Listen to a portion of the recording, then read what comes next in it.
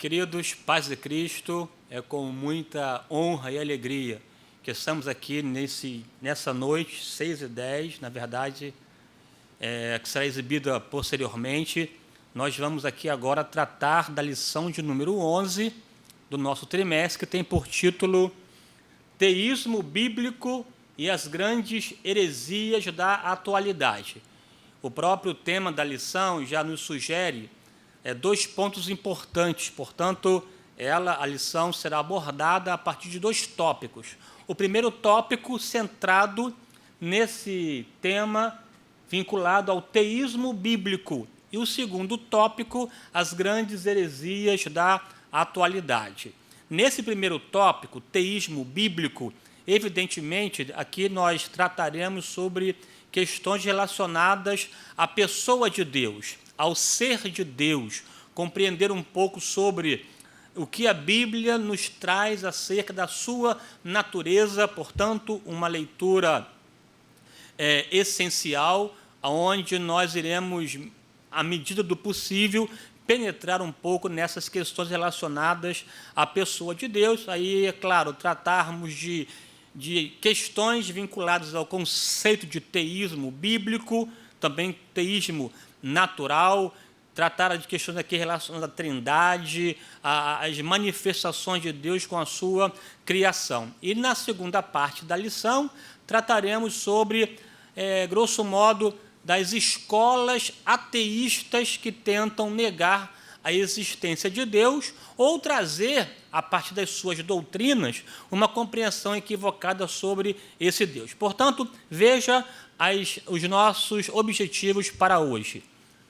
Perceber que há muitas visões a respeito do mundo, ou seja, filosofia, que estão em oposição aos ensinamentos das Escrituras. Segundo, identificar o teísmo bíblico como a melhor forma de interpretar as realidades terrenas, espirituais e eternas. Terceiro, conscientizar-se de que a indiferença ao estudo das Escrituras abre caminho para o engano e a prisão espiritual, né? Então, nós vamos aqui, na verdade, tratar um pouco sobre aquilo que a Bíblia nos orienta, mas também, minimamente, nos debruçarmos sobre algumas filosofias. Antes de avançar aqui, entenda a palavra filosofia enquanto conjunto de regras que norteiam o comportamento ou a ética do indivíduo, né? Portanto, é um conjunto de conceitos que interferem diretamente na forma de agir, de viver e de se relacionar. Porque uma coisa é religião, outra coisa é filosofia. É bem verdade que a religião carrega em si informações filosóficas, mas a filosofia, quando ela não tem uma proposta de relacionamento com a divindade, ela passa a ser um código de ética. E a religião traz esse código de ética e relaciona-se com o divino. De sorte que filosofia e religião, ao fim e ao cabo, estão dialogando o tempo todo. Então, nós vamos aqui tratar um pouco também desses temas a partir de agora. Na primeira proposta ali está teologia bíblica versus teologia naturalista. A palavra teísmo está ligada à ideia de crença em Deus. Falar de teísmo é falar da pressuposição, ou da predisposição, melhor dizendo, da crença em Deus. O teísta é aquele que acredita em Deus, acredita numa concepção de divindade. Esse, grosso modo, seria a proposta do teísmo, doutrina que ensina, que trabalha, que desenvolve logias e ideias relacionadas à crença, à existência de Deus. Ela pode ser, portanto, um teísmo bíblico, a partir daquilo que a Bíblia estabelece, ou um teísmo natural ou naturalista, a partir da observação, cujo caminho principal seria essa esteira pavimentada pela razão, pela observação. E o teísmo bíblico utiliza-se da razão, mas ele ultrapassa essa estrada, essa esteira, e também transita na esfera da fé. Usa a fé porque ele analisa a existência de Deus a partir também dessa pistis, dessa fé que ele carrega consigo. Então, na verdade, aqui nós vamos tratar um pouco sobre essas duas dinâmicas, fé e razão, dialogando. Antes de avançar aqui, eu quero reafirmar alguns postulados importantes sobre a existência de Deus, portanto, da postura teísta. É impossível estudar teologia ou ser um teólogo partindo da negação de Deus. A teologia, ela parte da premissa da existência de Deus, de um Deus real, um Deus que existe, e enquanto o teólogo vai se debruçar sobre tudo aquilo relacionado a esse Deus. Portanto, teologia seria esse estudo de Deus. Interessante aqui destacar que a própria Bíblia, ela não traz questionamento sobre a existência de Deus. Ela parte do pressuposto, do axioma, da constatação, da afirmação peremptória de que Deus existe. Ela parte da ideia formada, inquestionável, da existência de um Deus autossuficiente, autoconsciente, autoindependente, que controla e atua nesse mundo criado por Ele. Olha só o que a Bíblia diz logo no capítulo 1, versículo 1 do livro do Gênesis. No princípio criou Deus os céus e a terra. Perceba que o escritor canônico, o hagiógrafo, ele escreve o texto já partindo dessa existência. No princípio, criou Deus. Ele não entra em questão ou em questões, especulações sobre a sua existência. Ele parte da premissa da existência de Deus. E, além disso, afirma categoricamente que esse Deus criou. Portanto, além da declaração primeira da sua existência, ele traz à baila essa ideia de um Deus criador. No princípio, esse princípio seria um tempo posterior à criação do mundo espiritual, antes também da criação do mundo material. Ele afirma, no princípio, Deus criou Deus os céus e a terra. Nós vamos aqui ver um pouco sobre esse sentido aí, desse universo criado por Deus. Interessante que, além de partir dessa constatação, da afirmação inquestionável da sua existência, o autor aos Hebreus também vai dizer, quando ele escreve a sua carta aos Hebreus, capítulo 11, versículo 6, ele diz assim: ora, sem fé é impossível agradar-lhe, porque é necessário crer que ele existe e que é galardoador daqueles que o buscam. Perceba também que nesse capítulo 11, que é a parte da epístola relacionada às manifestações de fé dos homens de Deus, ele já está afirmando que para transitar, andar, viver, se relacionar com Deus, demanda logo de início fé, porque sem fé é impossível, ou seja, não há possibilidade alguma de andar com Ele, não há possibilidade alguma de transitar com Ele, de desenvolver uma vida com Ele. Para andar com Deus é preciso ter fé. Portanto, a fé é um pressuposto inegociável e, além disso, crer que Ele existe. Ou seja, a existência de Deus é algo necessário para aquele que deseja transitar, andar nesse pavimento chamado fé. Avançando. Agora, antes de discutir aqui sobre esse teísmo bíblico, vamos pensar aqui nesse teísmo naturalista, ou nesse teísmo natural. A pavimentação, ou a estrada do teísmo natural, é a razão. É a partir da razão, ou a partir da observação, ou a partir da luz natural que Deus deu ao homem, que é a razão, é perfeitamente possível crer, perceber, notar a existência incontestável de Deus. Eu fico aqui pensando nessa terrível tarefa do ateu. Ateu seria aquele que nega a existência de Deus, em querer provar exatamente essa não existência. É uma tarefa inglória, porque a própria Bíblia diz que diz o Nércio no seu coração, não há Deus. Salmo 14, Salmo 53. Diz o Nércio no seu coração, não há Deus. A palavra Nércio significa louco, metencapto, aquele que perdeu a capacidade de pensar, de refletir, de analisar. Portanto, Nércio é aquele que perdeu a lógica, perdeu o poder dessa luz natural que Deus deu ao homem, que chamamos de razão.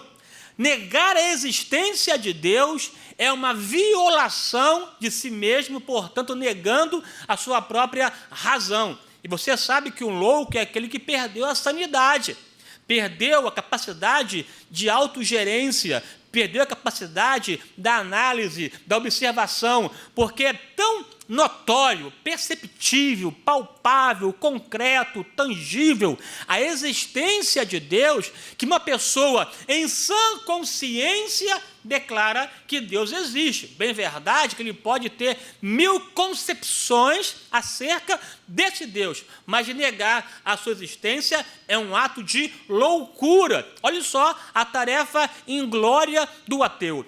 Para ele afirmar que Deus não existe, ele precisará inequivocamente estar em todos os lugares, ao mesmo tempo, o tempo inteiro.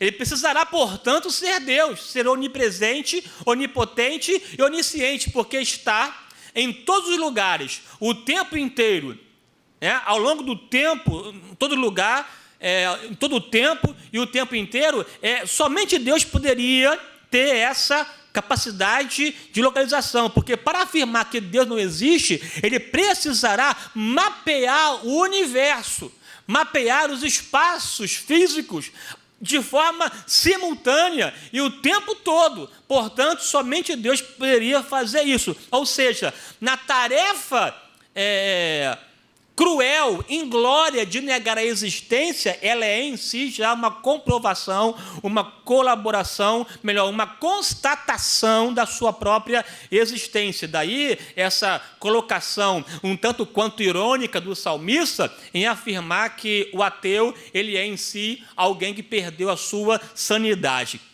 Interessante que a própria concepção de Deus na cabeça do indivíduo é também em si uma prova da sua própria existência, porque o ateu, ele traz consigo essa compreensão, essa dimensão, essa ideia de Deus, e ele sabe que nessa ideia não há nada mais além do que se possa pensar ou imaginar, não há nada capaz, que supere essa concepção acerca de Deus que está latente no seu coração e que ele, numa tarefa inglória, tenta negar. Como não é possível pensar em algo maior do que Deus, já é a própria ideia em si, já corrobora com a sua própria existência. E aqui nós vamos transitar um pouco sobre essa questão vinculada à observação e da impossibilidade da negação racional acerca de Deus. Antes de avançar, só que uma questão interessante, nós que cremos na Bíblia, que aceitamos a Jesus,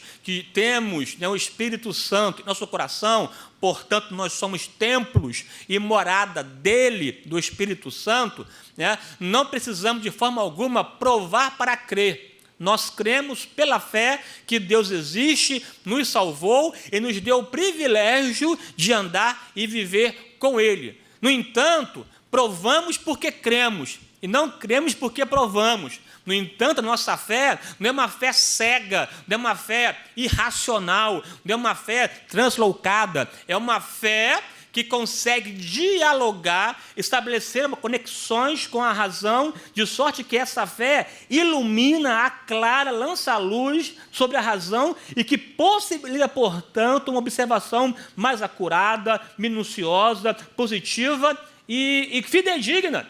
Porque, na verdade, querido, amado irmão Edivanei, a razão que promove, que desenvolve essa ciência enquanto um conhecimento comprovado em laboratório, observável, a partir do sentido, ou a partir da observação, ela confirma a existência e a obra de Deus.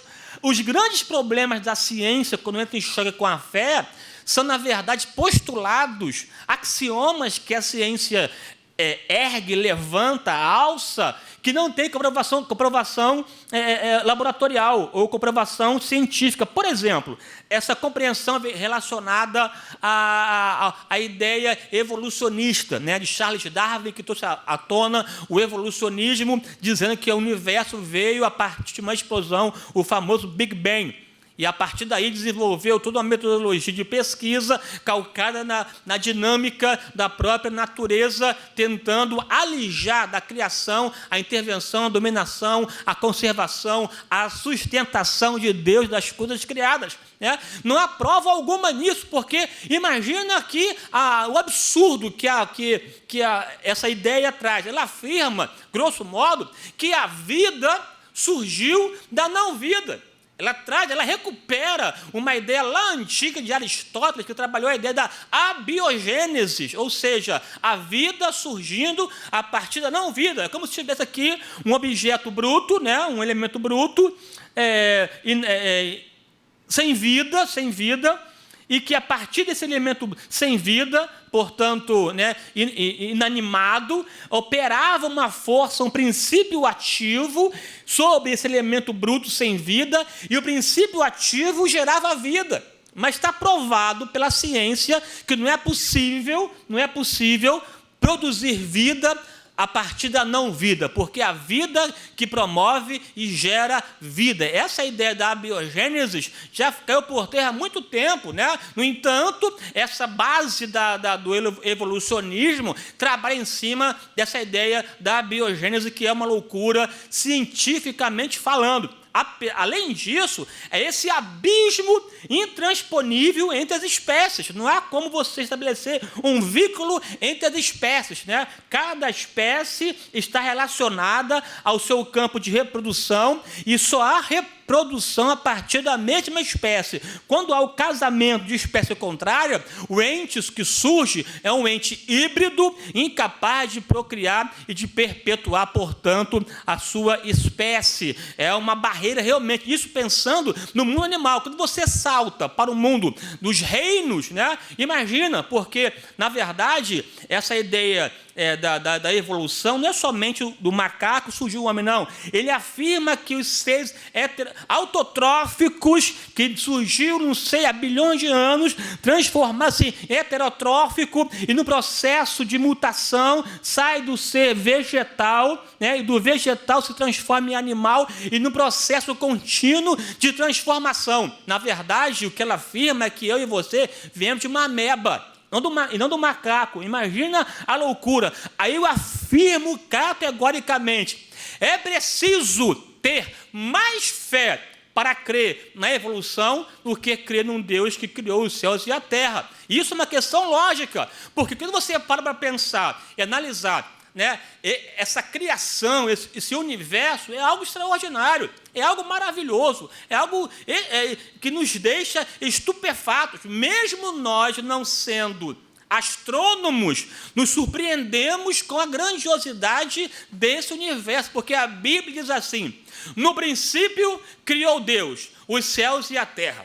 No princípio, esse Deus ali, esse Deus colocado no original, é o Elohim, é o Deus forte, é o Deus poderoso, é o Deus criador, é o Deus que com a sua palavra trouxe à existência as coisas criadas. No princípio, ele criou os céus e a terra. Essa expressão céus e terra significa, grosso modo, universo.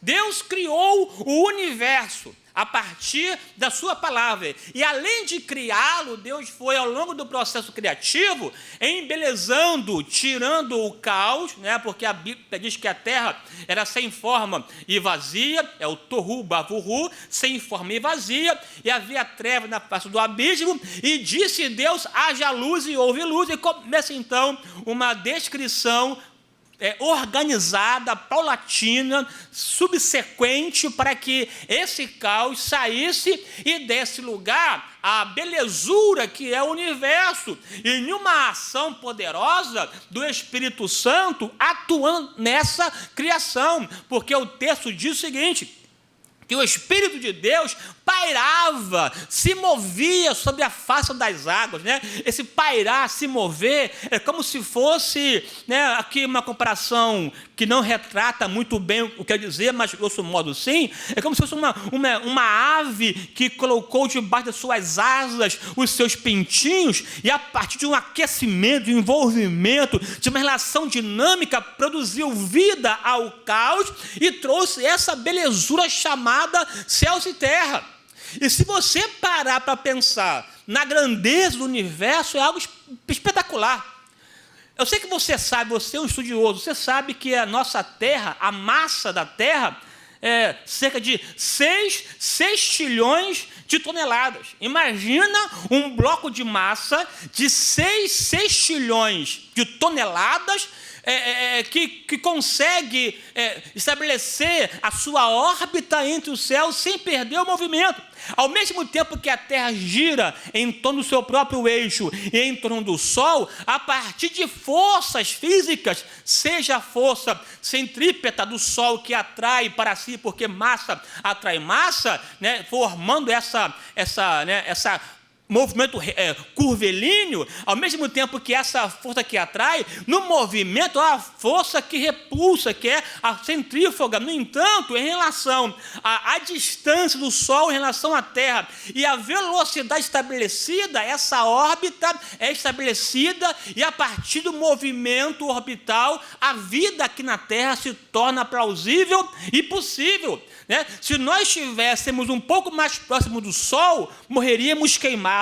Um pouco mais longe do Sol, morreríamos congelados. A distância é perfeitamente perfeita para produzir temperatura, pressão, para que a vida de fato se estabeleça na Terra.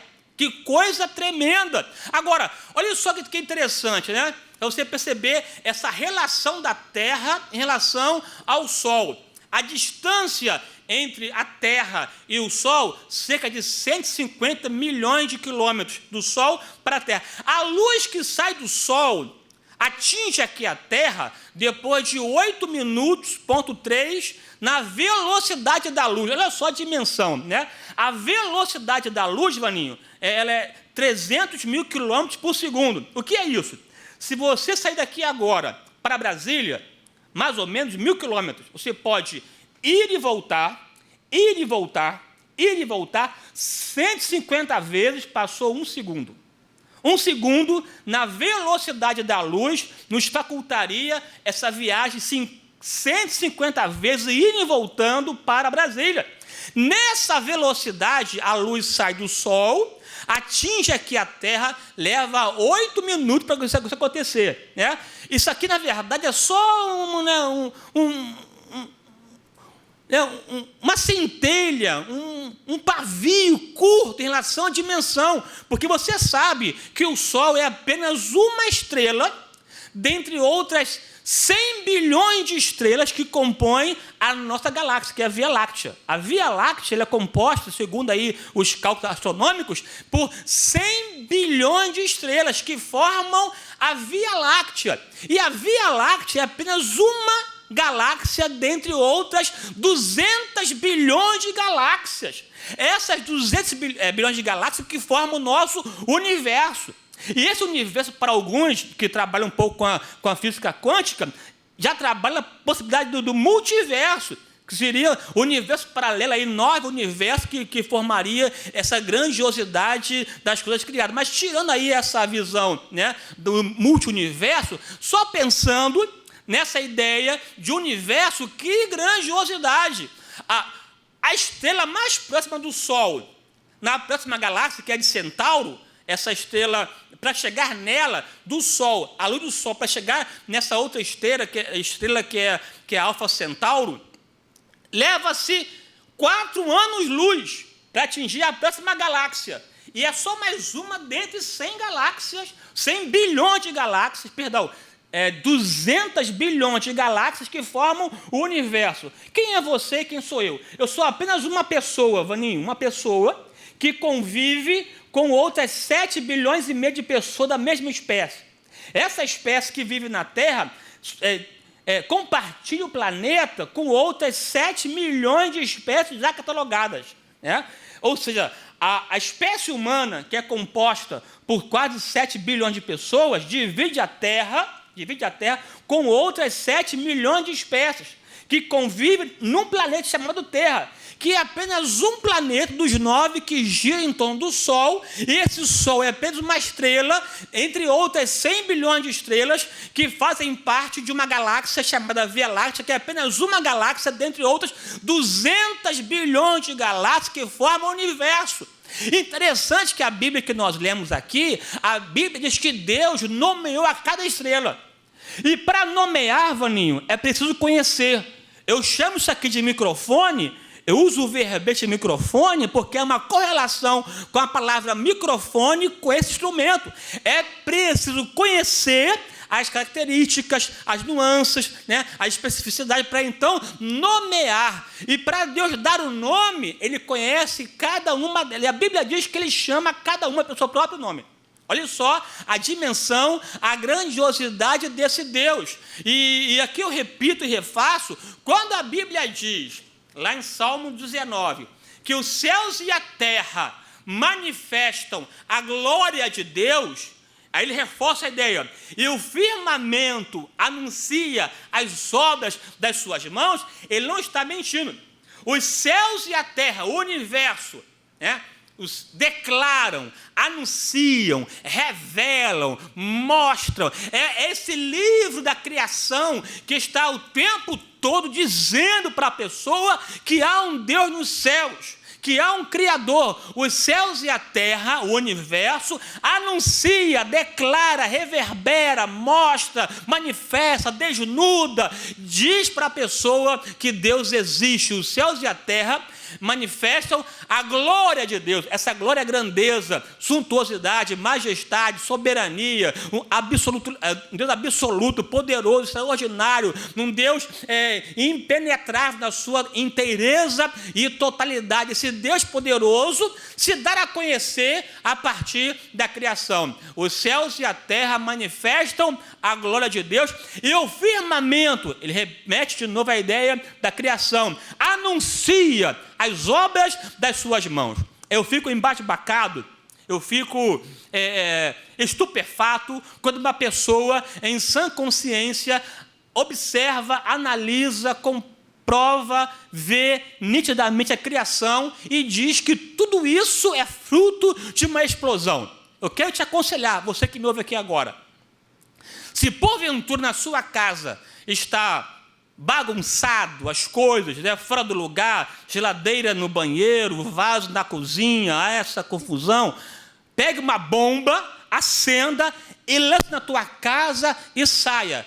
Pós-explosão, ficará tudo no lugar. Será uma maravilha, haverá uma organização, haverá um equilíbrio, haverá algo extraordinário, e você ficará maravilhoso, e o caos será resolvido a partir da explosão. Então, o homem-bomba será o salvador do mundo. Isso é uma ironia, é claro, porque é inadmissível isso. Eu fico pensando aqui, é porque a evolução surgiu para nos ligar ao macaco, enquanto que Jesus surgiu para nos ligar a Deus, de sorte que racionalmente, logicamente, a partir da predisposição intelectual, eu prefiro crer num Deus que chamou o mundo à existência a partir da sua palavra. Agora, você, que faz parte desses 7 bilhões de pessoas, você é alvo do amor de Deus. Você é alvo da atenção de Deus. Você é alvo do cuidado dele, porque a Bíblia diz que as coisas foram criadas a partir da sua palavra, mas você, ele fez com as suas próprias mãos. A Bíblia diz que Deus pegou o barro, o pó da terra, fez um boneco de barro, e ao fazer o boneco, de modelar, trabalhar artisticamente, Deus soprou em suas narinas, e este sopro de Deus concedeu vida, fez do boneco alma vivente. Ele participou ao boneco da sua natureza, da sua centelha divina, e fez o homem, na verdade, coroa da sua criação, porque a Bíblia diz, depois de criá-lo, o colocou no jardim, no Éden, num lugar idílico, num paraíso maravilhoso para desfrutar de vida e vida em abundância, tendo acesso à árvore da vida, uma relação profunda com Deus, manifestando esse amor dele em relação ao homem, colocando como coroa da sua criação.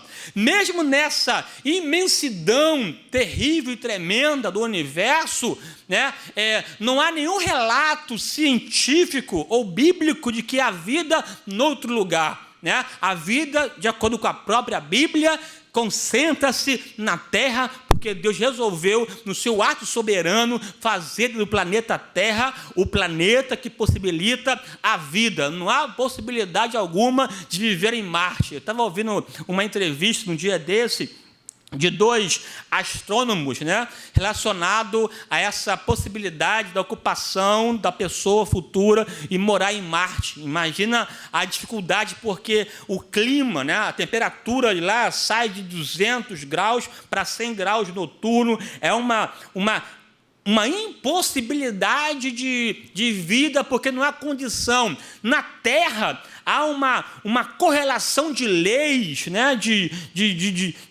domínio, de relações, de interações sistêmica, que possibilita a vida humana em relação a essa capacidade de relacionar temperatura e pressão, de sorte que a Terra, por mais que seja um lugar inóspito ou um lugar ermo, é possível viver, seja no ambiente de frio ou no ambiente calor. Tem pessoas que moram no deserto, outros moram na região glacial, por conta da capacidade do homem de adaptação, de acomodação, de buscar saída, porque ele na verdade, esse homem, em função do sopro divino, esse retrato de Deus na terra, tanto que a Bíblia diz que nós somos feituras de suas mãos, ou seja, nós somos um poema nas mãos de Deus. Isso manifesta o seu amor, o seu carinho para comigo e para com você, de sorte que ele, mesmo sendo um Deus que habita nas alturas,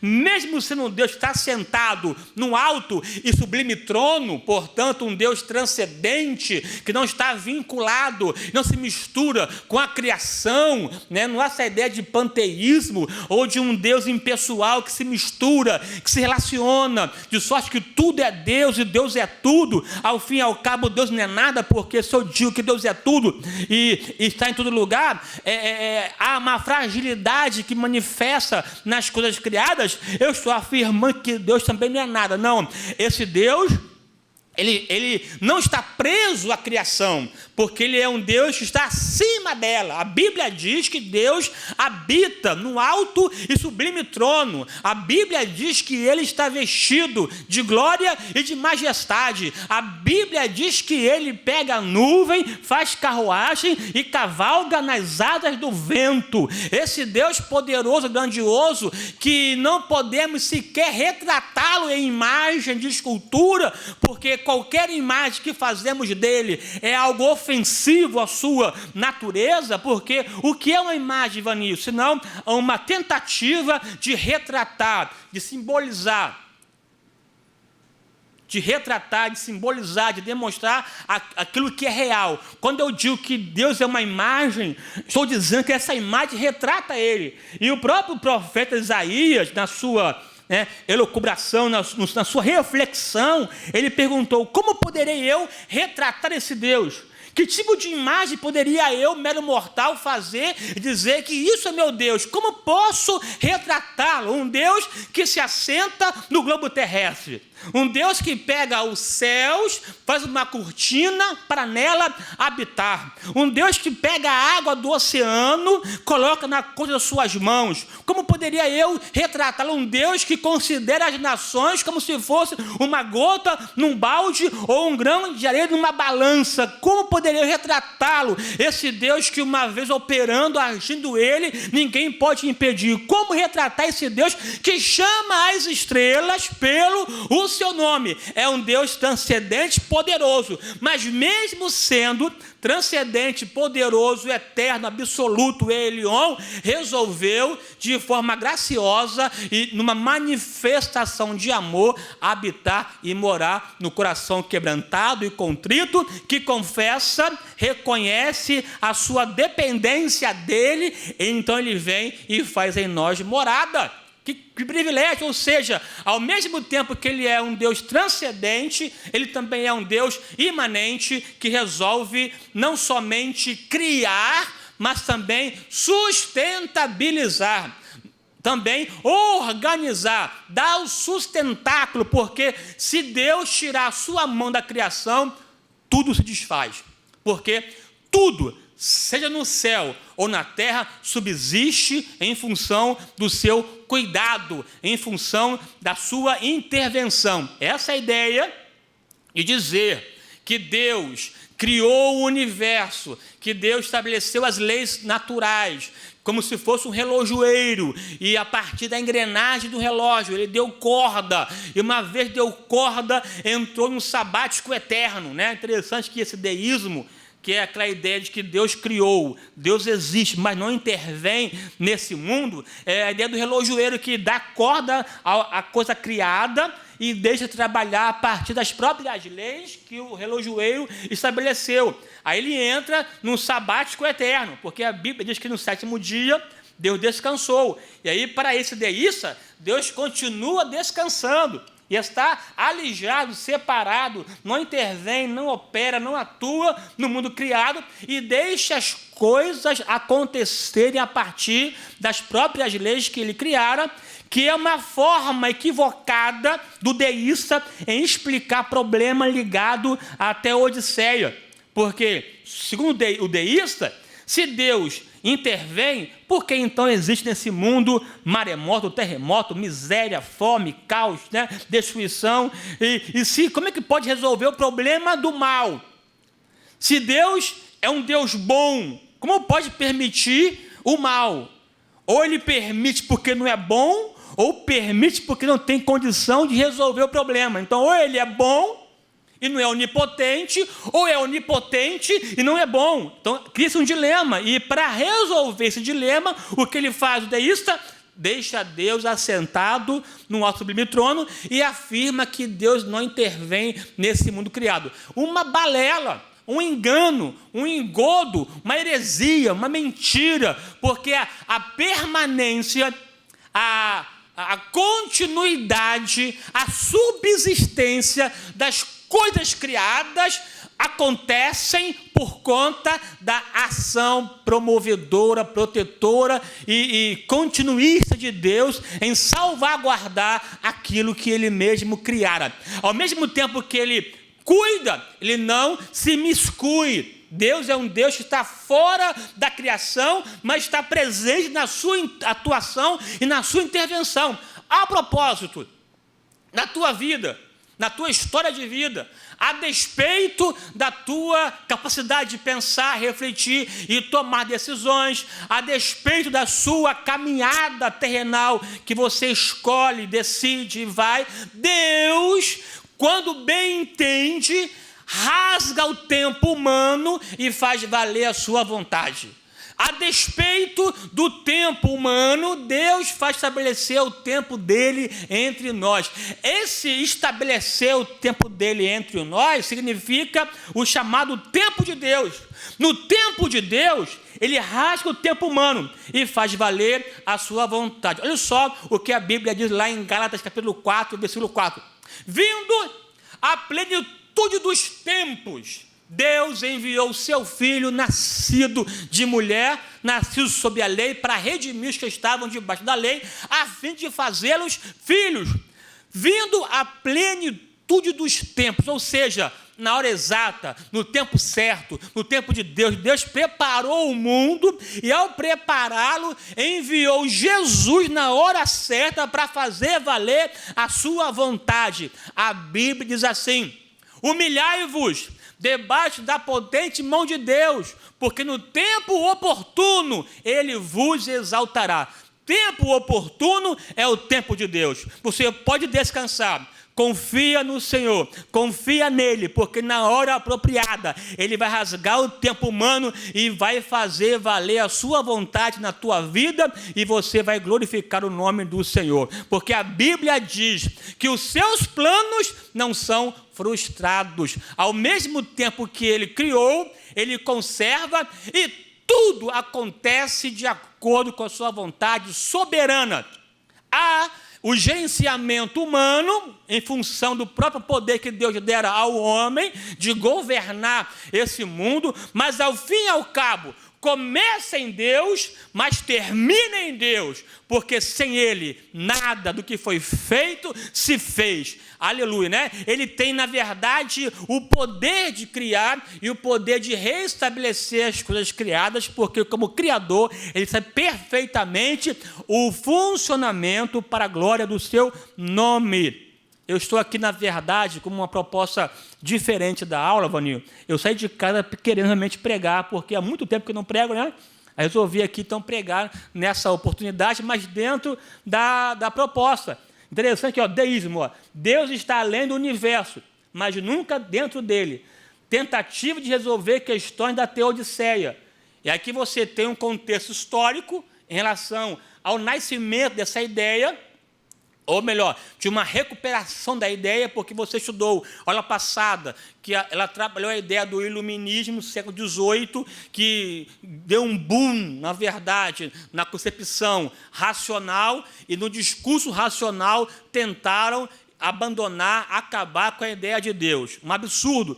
Dizia, inclusive, né, esse evolucionismo social, no que diz respeito à religião, que o homem primitivo ele começava a se relacionar com a divindade a partir de uma compreensão animista, adorar animais, as coisas, planta e tal, enfim. Ele vai se desenvolvendo, ele sai do animismo e passa a ser um indivíduo que vai se relacionar com vários deuses. Ele sai para o politeísmo, ele sai do animismo, evolui, vai para o politeísmo, que é a crença em vários deuses.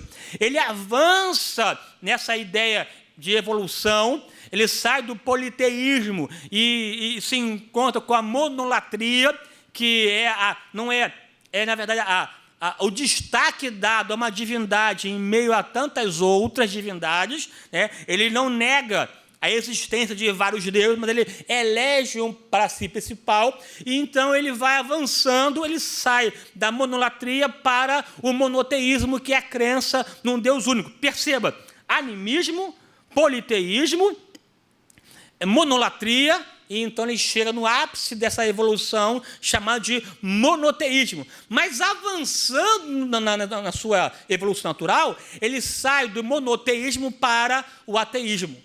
De sorte que, na visão iluminista, era uma proposta de que haveria um tempo, nessa escala evolutiva social, que a sociedade não mais iria precisar de criar uma ideia de Deus, porque a própria ciência iria resolver, sanar os problemas da humanidade. Nessa caminhada, uns permaneceram, né, ainda crendo em Deus, que é o teísta, outro, né, tornou-se deísta, não negava a existência, mas também não vivia sob essa intervenção divina, e ocorreu o ateu, que negou Deus, dizia que não existe. Inclusive, teve um que chegou a dizer que tratou a ideia de a morte de Deus, né, que foi o Nietzsche, que nos seus ensinos, assim falou Zaratustra, de que Deus morreu, não tinha como achá-lo, ou seja, a ideia de Deus. Nessa evolução, o homem atingiria a sua maioridade, e na maioridade não iria mais precisar de Deus, e que a religião iria morrer, e que não haveria mais religião na contemporaneidade, no tempo presente, no tempo moderno. O que não aconteceu. Na verdade, surgiu o iluminismo, a ciência avançou, houve um tempo em que o ateísmo estava na moda, mas se Deus morreu, aí uma ironia, né? Ele fertilizou o solo com a sua morte, e nessa morte suscitou inúmeras religiões ao longo do mundo, né? Hoje, no século 21, a cada dia surge uma nova religião. Aquele que apregoava a morte da religião, hoje se depara com uma sociedade, isso de maneira indistinta, altamente crédula.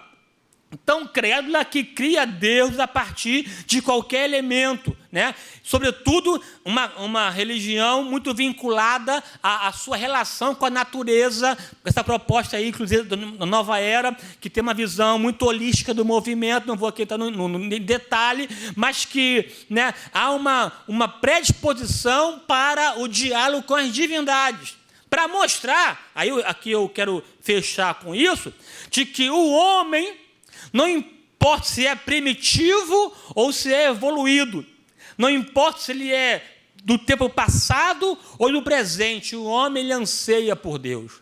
Há dentro dele uma alma, e essa alma anseia por Deus. Essa alma tem desejo de conhecê-lo, e ele fica impactado com as coisas criadas, então ele passa a desejar, a amar, e nessa ânsia, no desejo, na sede de conhecê-lo, Deus então se manifesta, se revela, ele passa então a ter a oportunidade de conhecê-lo e nesse conhecimento salvar a sua alma. Você que está aí ouvindo, né, essa aula, pregação, me perdoe aqui mudar um pouco do ritmo, mas na verdade é que você seja impactado pela palavra e tenha um encontro pessoal com Jesus, porque no dia em que você entregar a sua vida para Jesus, esse livro aqui, que você questiona, ignora, desdenha e chama de humano, automaticamente, ao aceitar a Jesus, ele passará para você ser o que ele é de fato,